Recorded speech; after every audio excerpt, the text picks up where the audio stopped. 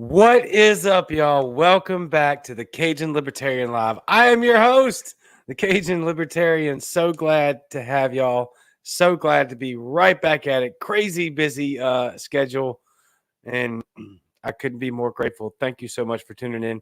For anybody that's new, stick around. We always have incredible guests, and we have an incredible guest tonight. We'll be talking with Steve Scheetz, the former Libertarian Party chair for the state of Pennsylvania, who, if I'm not mistaken, forfeited his chair so that he could do even more to run for the United States Senate and represent Pennsylvania on the federal level.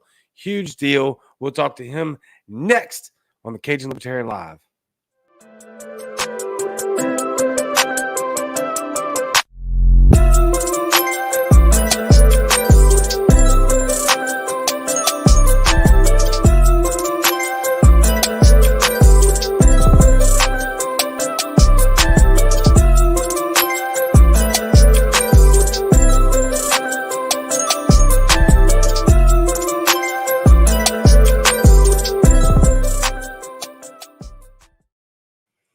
All right, we're right back. Thank you for tuning in. We're going to have an awesome evening tonight with Steve Scheetz.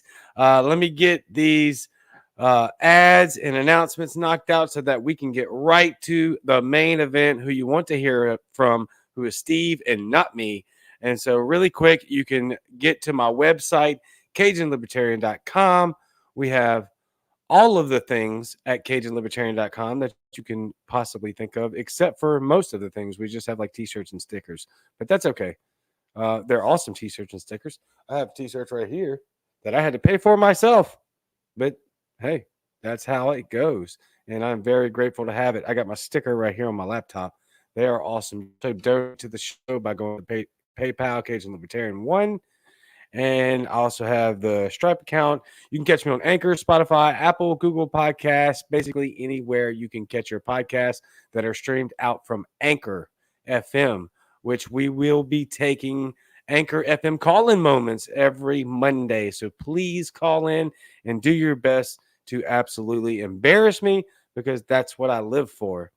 Don't forget that on Tuesday nights, we have Matt and Spike with the Muddied Waters of Freedom.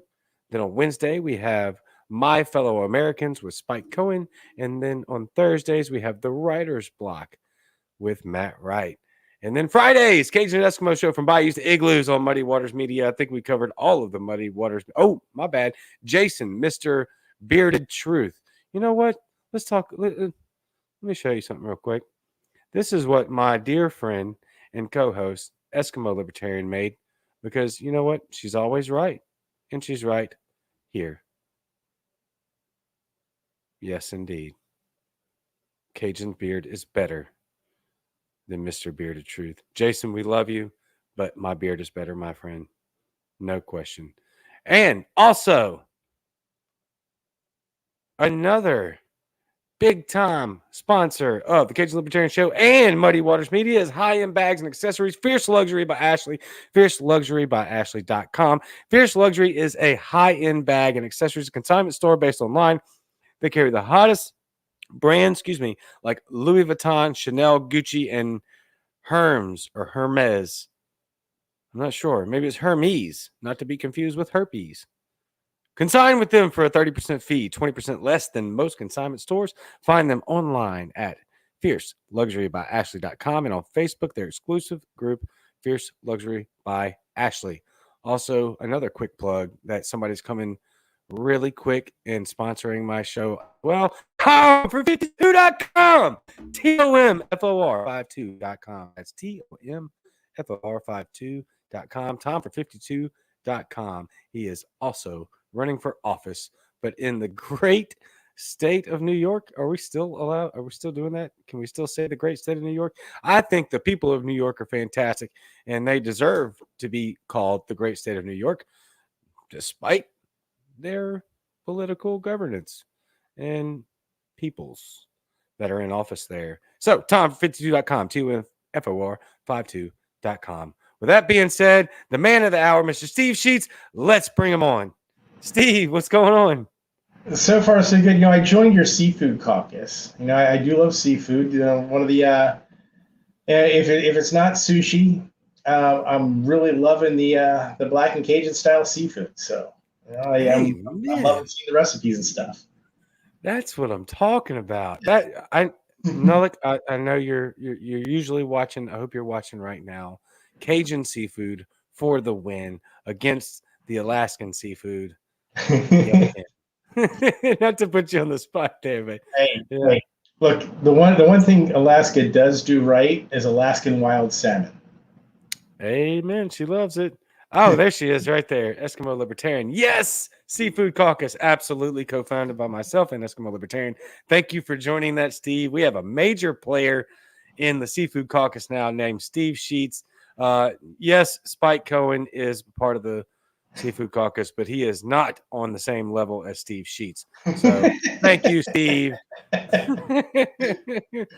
Yeah, again, yes. Seafood Caucus is greater than the Waffle House Caucus. Sorry. Okay. We're going to have a little fun, right? That's part of the Absolutely, program here. gotta have fun with all of it. That's kind of why we're here. Everything you do, if you're not doing it for your own purposes and you're not having a good time while doing it, then what's the point? You know, part of what brought me to politics is a wanting to see the world set free in my lifetime. That's something I think we all want. But another part of it is working with some really awesome people, working with friends. Brian's talking about the Radical Caucus. Absolutely. We've been working together for a while, and a lot of it's really good. Recently, one of our friends, or one of my friends, Whitney Billio, just became chair of the Libertarian Party Nice. National. And if I could give a shout out to her and say congratulations. I met Absolutely. her in 2016. We were working on platform stuff, and the one platform plank that we worked together to pass was the death penalty plank. And that was something that, libertarians are definitely against the use of force particularly by the government. Right. And death penalty being the most egregious use of force by the government. And we didn't have anything in our platform that said that we were against it. But in 2016, what started off as something that didn't really quite work for the convention body, it was brought forward by Whitney, something clear, something concise, something simple. And it was really awesome. And we passed it there with almost 85% of the people in that room. It was Fantastic. wow. It's really cool when you get 85% of the libertarians at a convention to agree on something. Yeah. That's excellent. I actually am a big fan of Whitney Billou. I have had her on the show already, and I was able to be fortunate enough to. I'm looking at comments. I was fortunate enough to be able to snag Whitney for the first interview right after she got nominated or elected chair of the LNC. So she'll be coming on Sunday. Great shout out there, Steve. Thank you. Oh, my pleasure. So we talked before about things that we'd be talking about tonight, and I could talk a little bit about chair stuff. But before I get talking about the chair stuff, I'd like to go into the Senate campaign, because that's what I'm working on right now, and that's what I'm really excited about right now. Starting off, real quick and clean, to the non-libertarians in your audience, they wonder what it is that separates libertarians apart. And libertarians, what we believe, no conflict exists between an orderly society and individual rights. Provided that people respect the rights and property of others, we don't need a government. It's not right for anybody to initiate force or fraud against another human being. Whether this a person, a group, or government, none of that's acceptable. So as long as everybody respects everybody else's rights, everybody's cool. That's what libertarianism is about. And we want to stop this overreach. When we go through the issues, we have a lot of issues where government is doing a lot of overreach. Take gun control, for example.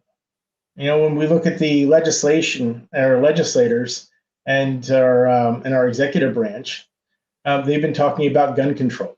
They've been talking about gun control as a means of controlling violence. But what they should be doing, instead of being reactionary, is try to figure out what the root causes of these episodes of violence happen to be. Why are they happening? Absolutely. That kind of trickles down. I'm gonna get back to the gun violence part, but it kind of trickles down to the drug war. Most of our violence that happens in our streets is directly related to the drug war. And as we talk about the drug war, the drug war is also indirectly responsible for some of the immigration problems that we have. It's a lot of these things are tied together. When we're seeing people running across the border, our southern border with Mexico, a lot of them are coming up from places like El Salvador. And El Salvador has been wrecked by our drug war policy. As this black market drug trade remains profitable, these people are just shooting each other to protect their bottom line. And if they were working in a CVS, well, they wouldn't necessarily need to have AK-47s to defend their CVS. Now, there are ways around those things, but the drug war kind of makes places like El Salvador a crappy place to live, which is why these people are running to somewhere else, like the United States, for example. Then going back, we see the violence in our streets. If we stop the drug war tomorrow, right? Like if we were able to stop the drug war tomorrow, we would stop at least 35% of the gun violence in major cities in the United States.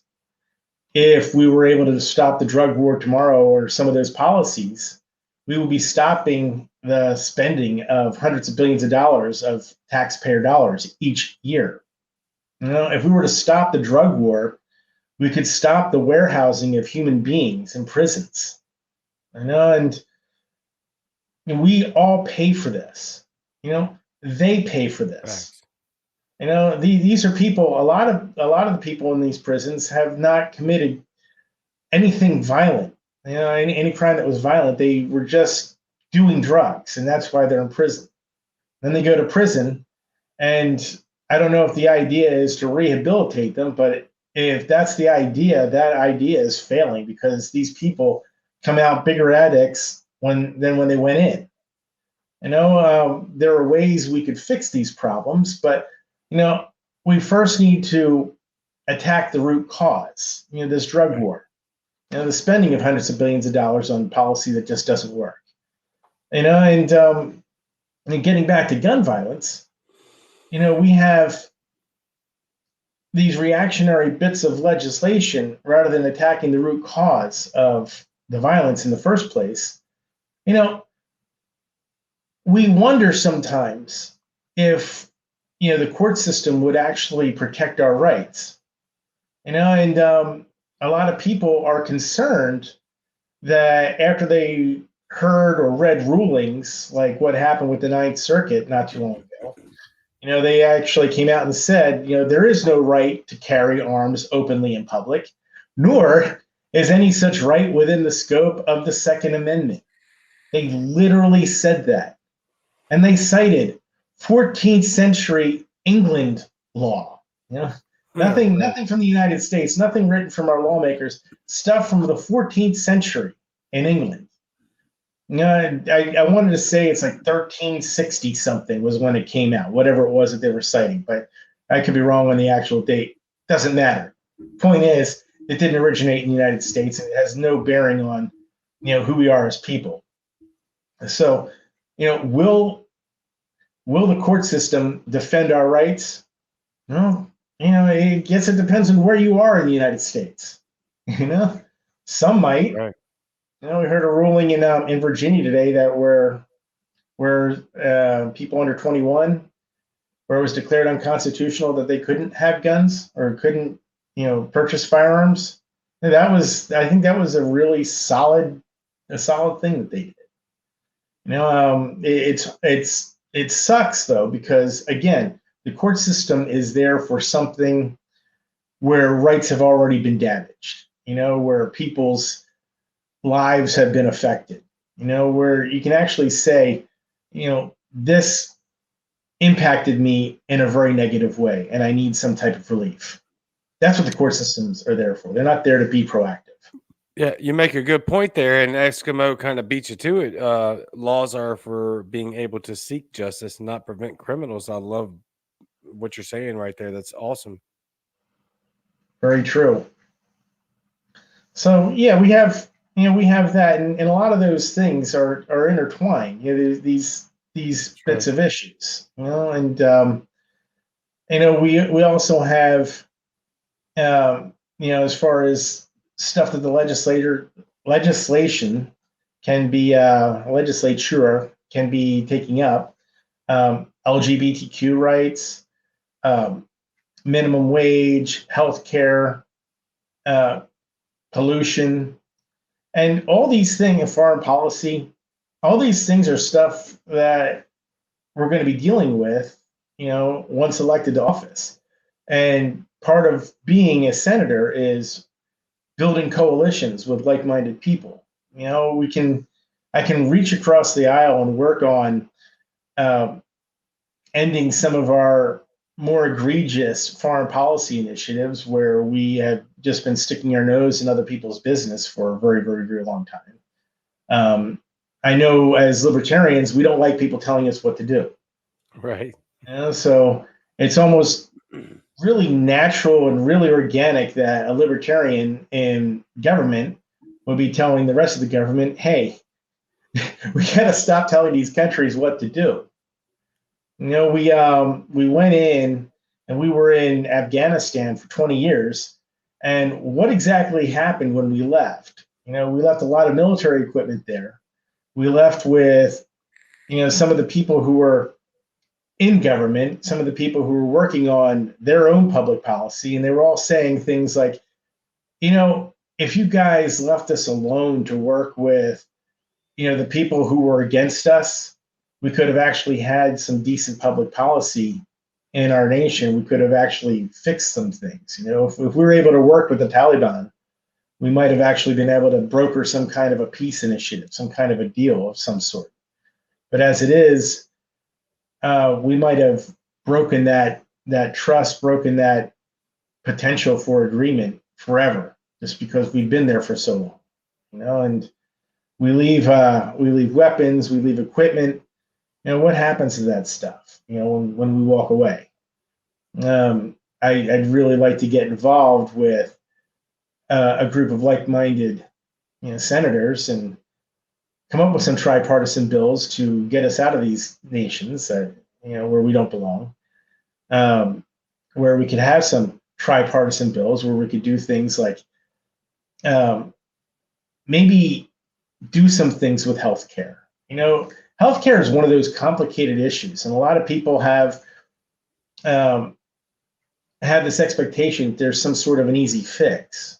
But I hate to break it to everybody, there is no easy fix. We can start working on some things. We can start maybe bringing some libertarian ideas to it, like transparency in the cost of different procedures, for example. Yep. If you don't have an emergency situation, where you absolutely positively need an MRI, maybe you could shop around for, the cheapest MRI for you. You have no idea what these procedures cost until they hit your insurance company. That's right. And it sucks. If we opened it up, maybe hospital A is charging $600 for this MRI. Maybe hospital B is charging $5,000. But if you know it, and you start going to hospital A for the $600 one, then all of a sudden hospital B is going to say, oh, maybe we're charging too much for this.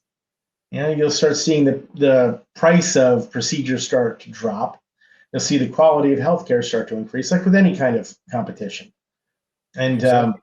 The more we bring this stuff in, we'll actually start seeing maybe some reform in the cost of medical care. It's not going to be a quick fix. It's not going to be something that's going to happen overnight. We have seen in the past where government gets involved and does things and makes things worse. I'm not really about that. I'm more about putting people back in control of their own lives, and let them be part of the solution. Absolutely. So, about your campaign right now, how is it looking? I know that Pennsylvania y'all have had some massive success with the Liberty Movement, with the Libertarian Party there. What is it that what's your next goal in this campaign as running for Senator of the United States? I mean, that's incredible. I feel like you got a great shot at winning. What do we need to do to help you? What is the next goal set for you? All right, so right now I have a group of 20 people, and we're all working together to try and make things happen.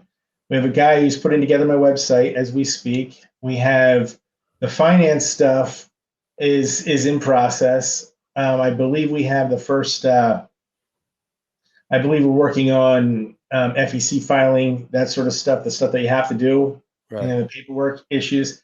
We have a bank account set up. The website is almost live. We're really close to it, and I'm hoping to have it live really, really soon. But whatever money I get in donations is going to be spent doing several things. 2022 is a big year, and this year is a big year. Absolutely. So, yeah, in Pennsylvania, we have done remarkably well in municipal elections. In 2019, we elected more libertarians than the rest of the nation. And we did that by seeking out these offices where we can actually win. We have a really decent strategy for doing this. And I'm going to leave talking about the strategy to Jennifer because it's kind of her baby. But good. Yeah, but I'm going to say we've done really well with that. But in these even years, that's when things like state rep come up, state senator comes up, Congress comes up, and as we do these, and governor, lieutenant governor, as we do these bigger races like Senate, it's our job. It's incumbent upon us to help the down ballot candidates, to help those people who are running for state rep, state senate, and help them with ballot access, help them with campaigns. So, whatever money I get, I'm going to be driving around the state helping all the candidates that are down ballot for me, because whoever it is that I help, I'm helping myself too. I'm helping everybody, and we're all helping each other. The whole purpose of doing a big race like this is to show people who libertarians are, to demonstrate that there is another option, and our option is better. Our option is better because we're talking about solutions as opposed to paying lip service to problems. That's right. And that's something I think that we bring to the table more than the Democrats or the Republicans do. They spend a lot of money on races, but at the end of the day, they're not sharing a solution. They're not offering something that's workable. And what I mean by workable is stuff people can actually do. They're talking about stuff that government needs to do with people's consent. And it never seems to work out for us when we consent to allow government to do something. Right. So again, I'm going to be doing a lot of running around and a lot of working with these races. But in Pennsylvania, we have minor party status, and minor party status is not something that can be undersold.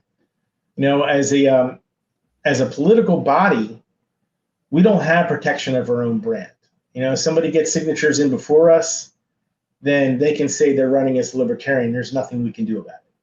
Wow. But as a minor party, we can say, no, step off. Our candidates got his signatures. Here they are, and turn them in when we turn them in. So we have brand protection at this point.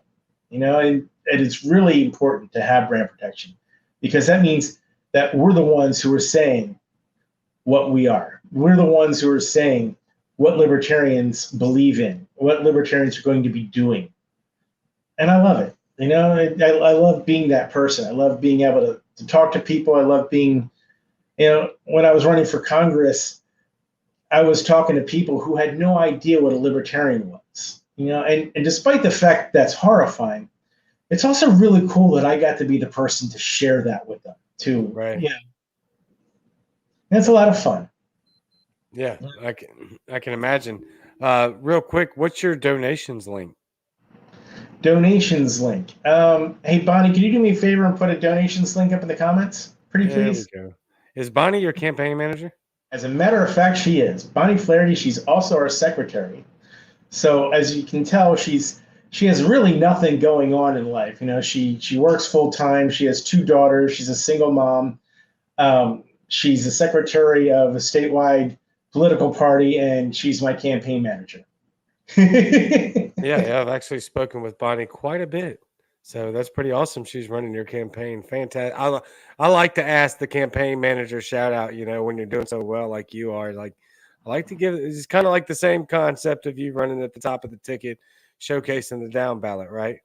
Oh my God. No, my team is amazing. Joel Getz, you saw him adding some stuff. He's helping me with social media. You were saying something? You're going to say? Joel Gibbs is just, I've had him on the show, and he is absolutely relentless in the comments right now, Steve. I'm sure you can see that. I gotta make my man a little happy. He said 0 out of 10 that I haven't asked you about lemonade or oh, we got other people in here for lemonade as well. Sorry, he said, what did he say? Lemonade, or what's the other one? I was wanting to talk about your campaign, but good God, Joel, you are just brutally relentless right now. Turkey bacon. Oh, God, turkey bacon. Turkey bacon is hilarious. So apparently, and no, I'm not going to talk about turkey bacon because it's just wrong to talk about turkey bacon. No, there is only one kind of bacon. It is pork bacon. Thank you. I'm sorry. I take that back.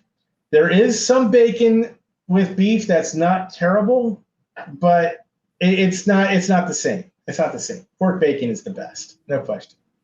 Yeah, hard agree on that one. Yeah. I mean, it's just like pineapple does not belong on pizza. Hey, oh my God. Thank you. Thank you. You heard it from Steve Scheetz, the man. Eskimo Libertarian says walrus bacon. Sure. Walrus bacon. Try it. I'll try anything. I like food. Same here. Yeah. Same here. Joel was talking about lemonade, and it should be stated that there was a U.S. congressman who was drunk in my lawn, drinking my lemonade. So that's hilarious. I'll share some with you at some point, but that's about as far as I'm going to go with that topic. Some things are meant to be, over cocktails. Jacob says, this concept needs to be explored. We'll come to Pennsylvania, brother. We'll explore it in September when I'm at the Liz Terwilliger camp event. How's that? Oh, it'll definitely have some lemonade there. I actually told a bunch of people I would only refer to you as Spike Cohen's ride, but obviously I would not do that. I was just trying to be funny. Anyway, back to the more important topic at hand, and that's you running for Senate, my friend. And yes, we are super excited because you have done so much. You and the team and the entire Libertarian Party of Pennsylvania have really, really, I use this term a lot because it's applicable, y'all are trailblazing with the Liberty Movement up there in PA. So how can we amplify that so that we can make your Senate race as loud as humanly possible, and then do the same thing with the down ballot? Well, I'm really proud of what our team has done over the past couple of years. I was chairman, but it's not just the job of the chair. The job of the chair is to help provide support when necessary to people who need it. The people who are doing most of the work. When Jennifer was working on the Molten Maneuver in 2019, when she needed money for postage, I gave her money for postage. When she needed stuff printed out, I printed stuff out. We're not. It's not a small amount to do, but at the same time, what she did was just unbelievable. She spent, thousands of hours stuffing envelopes. She spent thousands of dollars of her own money to make it work. And this year, we started off with a decent amount of money to make the Molten Maneuver even bigger, and we're doing that, and it's really paying off. It really is paying off. The people who've been working on it are just saying they're swamped with work on this particular project, and I just love hearing some of the stories about it. But again, it's one of those things that you don't really want to talk about too much because you don't want to jinx these things, and plus I don't want to steal thunder when Jennifer comes on the show and starts talking about it. It's really good stuff, and I just really love doing it. But the fact that we've been successful with these election initiatives, enabled us to increase our membership to the highest level that it's ever been in Pennsylvania. It started off when I took chair in 2019, we had 187 members, and now we have over 1,200. Oh my God! Yeah, and some of it was due to outreach, but when I say another part of it had to do with having an executive director, and 90% of that membership can be traced back to the work he's done. With postcard mailings and whatnot. So that stuff really does work. In our April meeting in 2019, we did several things to help make stuff work. We decided to take part in a national Civi CRM, which helped us get more involved with the data and get our data situation fixed, our website situation fixed. That was huge. We couldn't take donations before. It was really, it's part of the reason why the membership levels were so low. Everything was just broken. And that same meeting, earlier in the year, we just put together a contract for an executive director. So later on in that meeting, we put that contract on the table and we started talking about it. And one of the guys from up in Bradford County, Greg Perry, I'm naming him by name, he brought up something, and I was thinking to myself, okay, is this something I want to fight about? No, not really. So I just make the change. I just right there, I edit it on my computer and I make the change. I start saying, so does anybody else have any objections to this contract? He said, well, wait a minute, aren't we going to vote on that? I said, well, no, it sounded to make a lot of sense to me. I just made the change. So, as amended. You have any problem with this as amended? No? Cool. Everybody's cool? Awesome. Let's go. And that was just like that. It was passed. And then, thank you, Bonnie. And then right after that, we actually hired Kevin. And in that same motion, we agreed to spend like half the treasury on his first membership meal. And there was a lot of people who were just really nervous, about spending that much money since, we didn't have any money coming in. They were like, what are we going to do here if this fails? But, and basically in Kevin, we trusted at that point, and sure enough, it started to work. It took a little bit of time, but it started to work. And, and I guess it was August that year. It was the first time I had ever experienced being in an executive session in the Libertarian Party of Pennsylvania. And I've been involved in the state party for, over 10 years. So nice. Before that, it was mostly county stuff that I was working. I was working Chester County, Montgomery County, and even a little bit of Bucks County, but at the time. But back to what I was saying, we had all this stuff, and I've never been to an executive session before, but that particular executive session, we did some things that weren't glamorous. We actually took steps so we could get into compliance as far as campaign finance paperwork goes. And we had like almost all of our lawyers were at that particular meeting. We talked it over. We talked it through what we needed to do and how to get into compliance with the state and make sure that we didn't get anybody in any kind of trouble while we were raising money, because we were getting close to that threshold. And Dan Wasserman, he's chair of our finance committee now. He's just been a godsend when it came to what it was that was required. And he got the paperwork ready, and the last time we had an address, it was a condominium in Philadelphia that belonged to a guy who passed away in the mid '80s. That was our legal address, and so we fixed that. We got the paperwork in, and we started filing, and it was just in the nick of time, because the money that we were bringing in was just starting to take off. Where we had only been taking in like $6,000 a year, we multiplied that by a lot. We brought in, I think, almost $50,000 that year, and this past year we brought in like 110.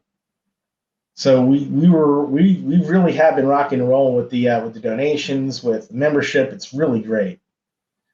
And Jennifer says it right there. He continuously produces results. He's awesome. It's amazing. And like I said, without the success of Jennifer, people, when people see that a party is doing something, like electing libertarians, for example, they're more willing to donate. They're more willing to show up and work with us and make things happen. People started coming to our convention. We had a lot of people who came to the convention in 2020. We had a really fun time at that convention. But now I don't know how much time you have left, but if we have enough time, I can give you a funny story. Yeah. Finish this off with a funny story for sure, Steve. That'd be great. All right. So I was talking about Dan Wasserman. Dan Wasserman was our attorney general candidate. And what happened? So, Jennifer was our auditor general candidate. Dan Wasserman was our attorney general candidate, and Joe Solosky, who I'm not sure if you've had on yet. He's scheduled in mid-August. Well, he was our treasurer candidate at the time, and all three of them got us. There he is. All three of them got us minor party status with their performance. It's, again, cannot be understood. So in the meantime, let me get back to Dan Wasserman's story, funny story. So I'm chairing the meeting, and we're looking for people to be attorney general. And all of our attorneys are like scattering. I mean, they're scattered. They're literally, it was almost like in Monty Python, they said, run away, run away, run away. They were all running away, But Dan Wasserman, he's standing there looking like this. I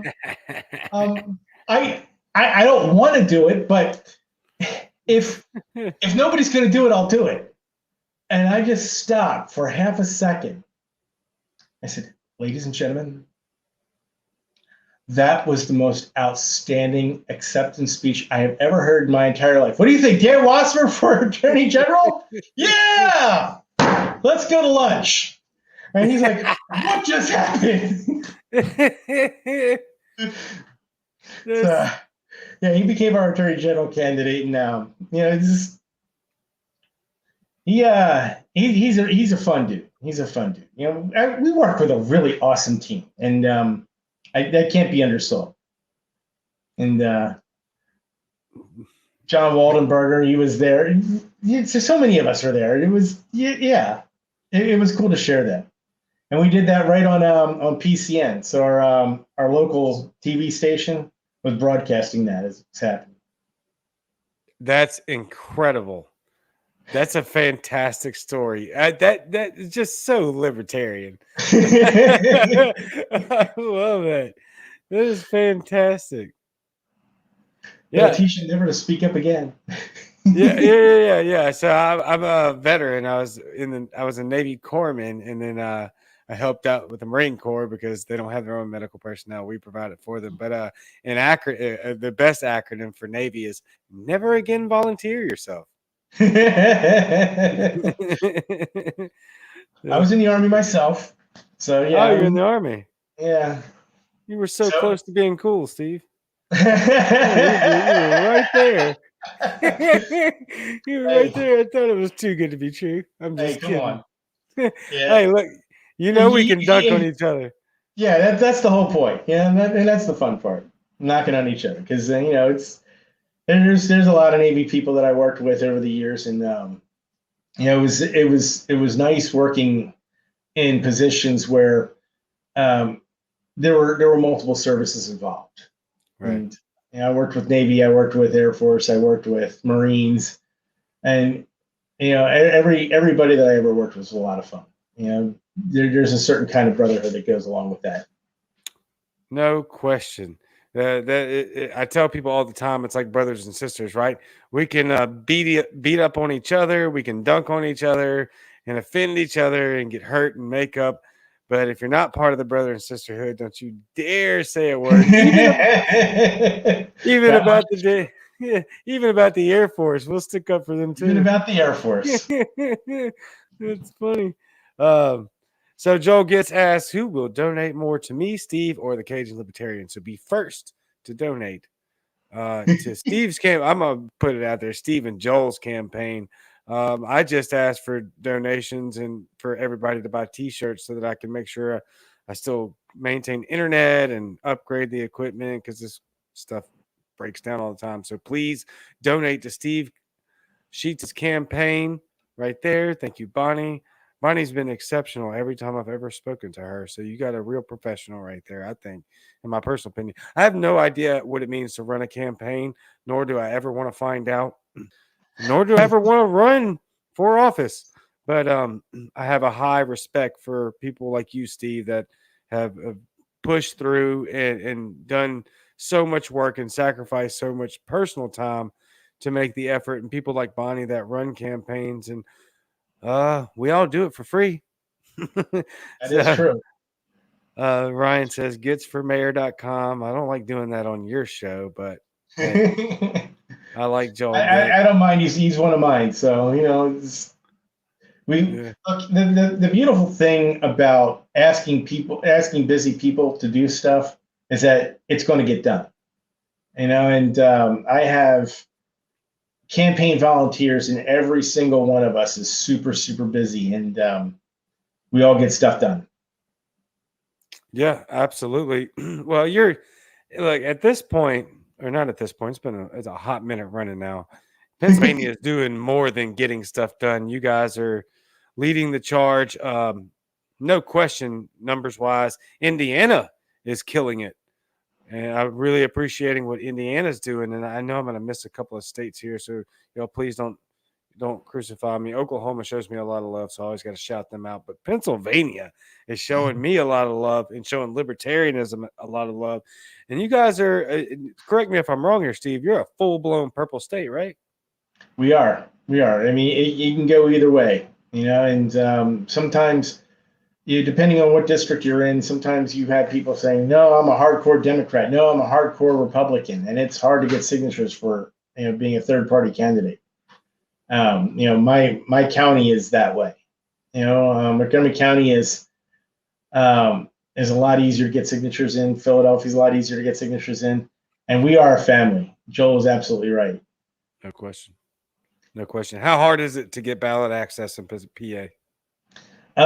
It's a lot easier than it has been in the past, but it's still not easy. Even though they say you need 5,000 ballot signatures, this past year when we got them, for the Jorgensen campaign, we turned in 10,300. That's another story. And again, I don't know how much time you have. I'm trying to be mindful of that. No, But you're good. We're a little bit short, but that go ahead.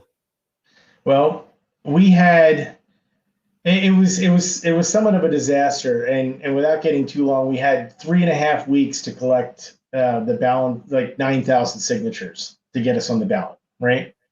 And we did it. We did it with a huge number of volunteers. Bonnie was one of the wow. She was key in making that happen. We had a bunch of people who were paid petitioners. They worked their hearts out too.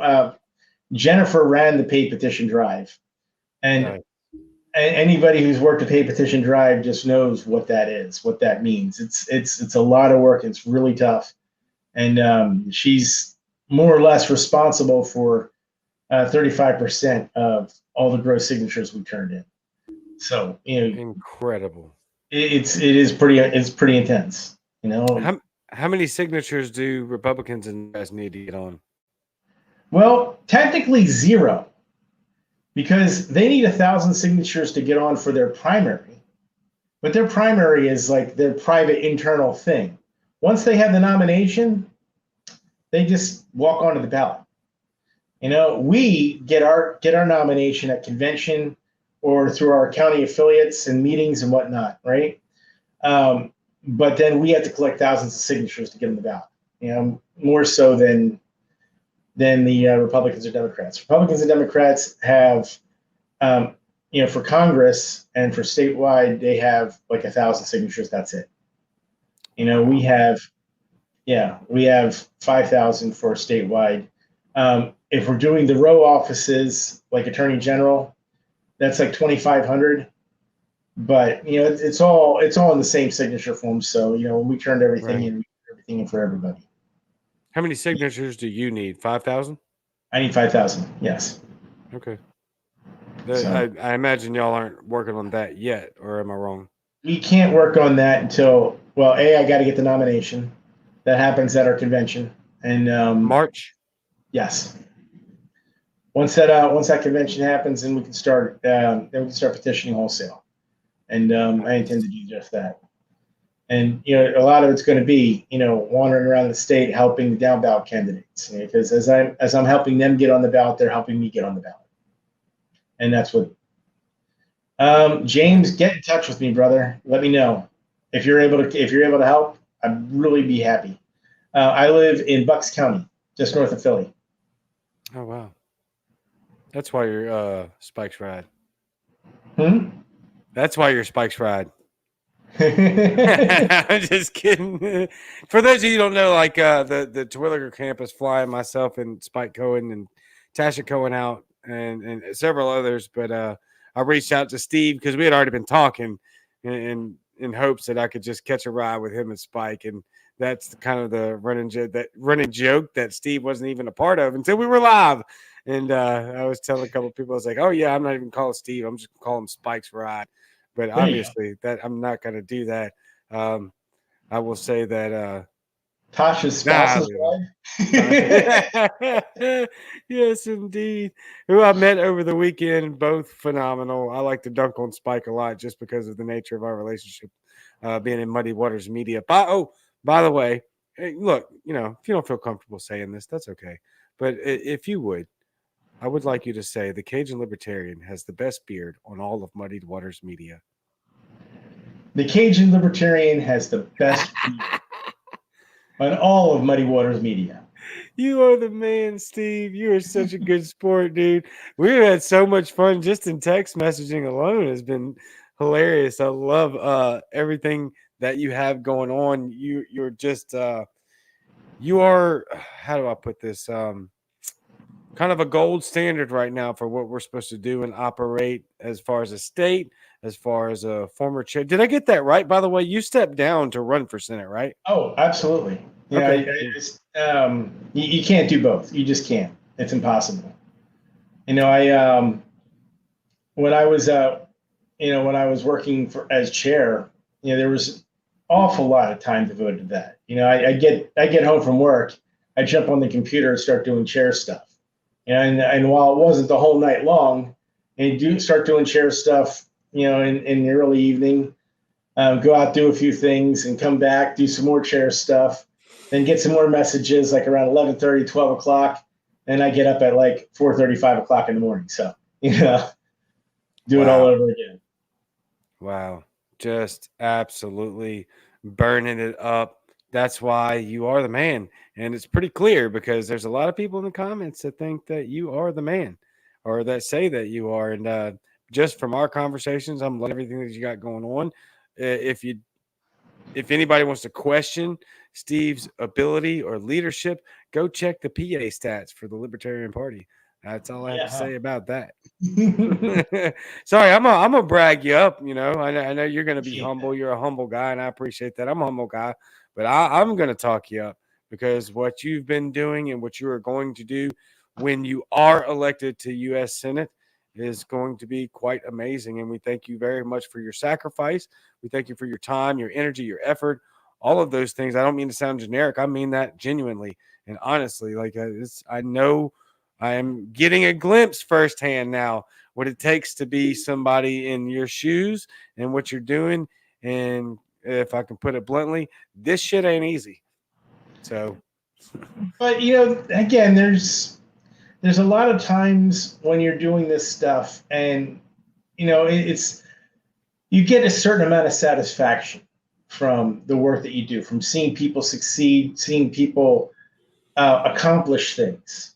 Watching everything that went around in 2019 was just awe-inspiring, and it made me want to do it all that much more.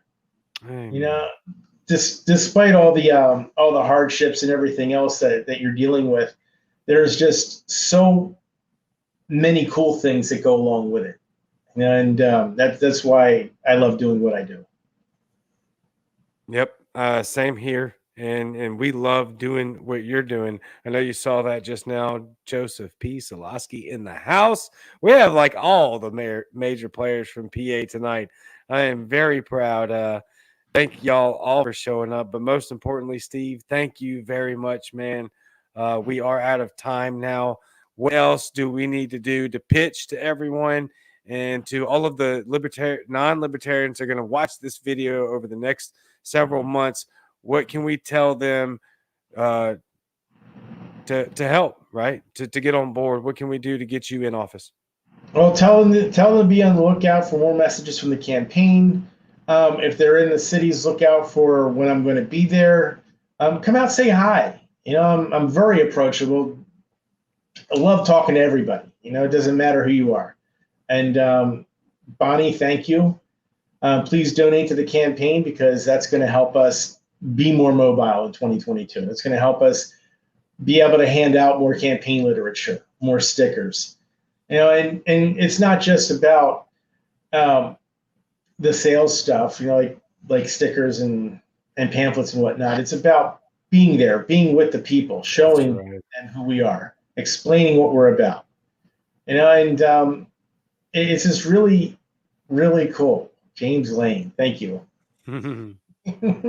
Sorry, I'm not trying to distract you. These are just good comments, and I want everybody to see them. Oh no, that's cool. That's cool. I see some cool comments, and I do want to say something. It's not really a distraction. It's really nice. Thank you. Very good. Yeah, absolutely. You're very welcome. So again, throwing Bonnie up here because she's fantastic, clearly, and so are you. So please donate to Steve's campaign efforts. When we get through, let me say it like that. When we get through with the convention in March, which I may be able to be there, from I believe from what I'm hearing. Hopefully, I will be. I'd love to come back to PA and bring my wife with me. Then we can start working. Yeah, then we can start working on your signatures, right? Because you got to get nominated first, which that's going to happen. It's an easy win there, and then we'll start working on signatures. Yeah. Oh, yeah. That's an easy one. But for now, please donate to Steve's campaign and let's get everything we possibly can going up and running so that Steve Scheetz will be a U.S. Senator representing the state of Pennsylvania. I messed up your promo earlier, man. I'm so sorry. The wording was goofy. I didn't mean it to look like you were running for PA Senate. It just, I didn't word it quite right. That's totally my fault. Sorry about that. We did get it fixed. The only thing was I was just concerned that you were thinking that I was running for PA, to be a senator. Yeah. No, and, I knew better. I just messed up the wording on it. That's my fault. Hey, no worries. It was very cool. Thank you so much. Yeah, no, thank you, Steve. You were incredible. Believe it or not, September 17th is, I know you already know this, but that is right around the corner. So I will be meeting you very soon in person. Spike's Ride, everybody. No, I'm totally kidding. No, I'm totally kidding. I never give him that much credit, but I don't know. It's a bunch of fun. You're a bunch of fun, Steve. You deserve all the credit in the world, my friend. I know Jennifer's picking up the torch and probably doing a better damn job than you are at it.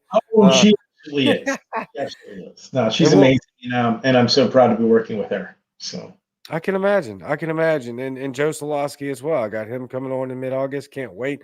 Look, how incredible would it be that when we wrap up 2022, we have over 100 elected Libertarian local offices. We have a Libertarian U.S. Senator in yourself, and then we have a Pennsylvania Libertarian governor.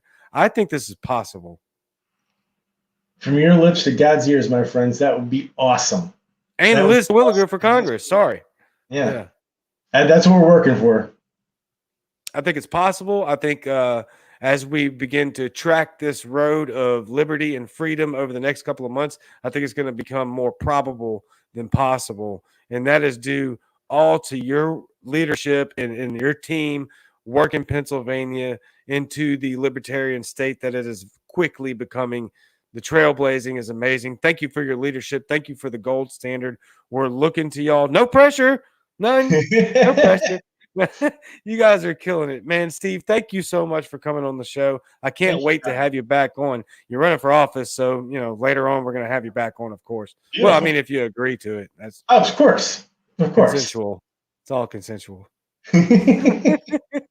All right, man. Thank you so much. Go enjoy your evening. I will see you in a few weeks, my friend. See you in a few weeks, my friend. Thank you, Steve. Thank you. Ciao. Ciao. Awesome. That guy's incredible. Fantastic. I mean, you saw it right here. Amazing interview, amazing person, amazing human being, and I can't wait to get that guy into office. I truly believe that he is going to be a U.S. Senator come November 2022, along with PA, kind of leading the charge with Indiana nipping at the heels. Other states just killing it. Oklahoma, I know Texas is just crazy good as well. The messaging coming out of Texas is phenomenal. But tonight is about Steve Scheetz, his run for U.S. Senate. Joe Solosky says, great interview.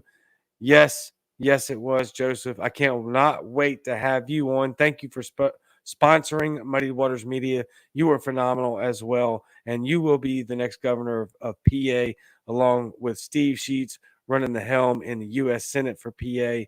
And Joe Getz for mayor. I mean, it's just incredible. Liz Terwilliger for Congress. I mean, look, PA is just killing it. I couldn't be more excited. I'm going to keep roundabout with all that if I keep talking. Yeah, see you in Williamsport, exactly. And then Governor Bruno for governor of Oklahoma. Steve Scheetz for U.S. Senate. I'm going to put that PayPal back up. Please donate. If everybody that is watching tonight donated like $5 instead of a Starbucks coffee, we donate $5. You would wind up with literally thousands of dollars by the end of the night because for some reason people watch this show. I don't know why. Actually, I do know why. It's because I have people like Steve Scheetz on. That's why people watch the show. And so thank you very, very much for being here. I will see y'all Friday night at 8:30 p.m. Central Time, Freedom Time, for the Cajun Eskimo Show from Bayous to Igloos on Muddy Waters Media. All of y'all are absolutely fantastic. You know that I love you very, very much. I say it every show because I mean it every show. I'm passionate about this cause. So are you. That's why you tune in to watch a schlub like me, or really you watch people like Steve, rightfully so, because Steve's amazing. I'm just here to provide the platform. I love y'all for it. Y'all have elected me to this position, is how I look at it. For those of you that are tuning in for the first time tonight, I say this all the time. I do not take this lightly because I do feel like this is an elected position. And so I'm already elected. No need to run for office. No. Nope. So, with that being said, I love you very much, and I will see y'all Friday night, Cajun and Eskimo show from Bayous to Igloos on Muddied Waters Media. I am out.